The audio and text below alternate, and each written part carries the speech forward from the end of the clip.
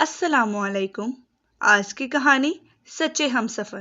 ایک چھوٹے سے گاؤں میں زینب اور عثمان نامی ایک نیک دل میاں بیوی رہتے تھے۔ دونوں نے اپنی شادی کو صرف دنیاوی رشتہ نہیں سمجھا بلکہ ایک عبادت، ایک امانت سمجھ کر نبھایا۔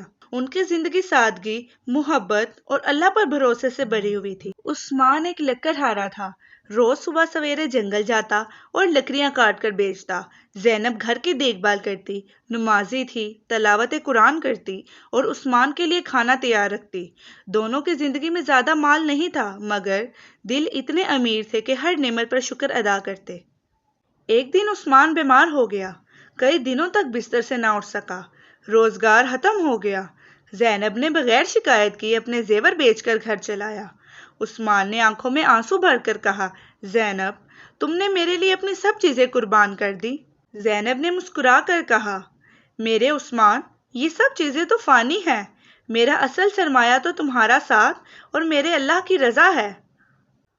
عثمان کی بیماری میں جب کبھی وہ مایوس ہوتا تو زینب اسے حدیث سناتی کہ دنیا ایک متاع ہے اور دنیا کی سب سے بہترین متاع نیک بیوی ہے۔ وقت گزرتا گیا، اللہ نے عثمان کو صحت عطا فرمائی۔ دونوں نے دوبارہ محنت شروع کی اور اللہ نے اپنے خزانوں سے برکت عطا فرمائی۔ ان کا گھر علم، عبادت اور محبت کا مرکز بن گیا۔ سب گاؤں والے ان کی مثال دیتے تھے۔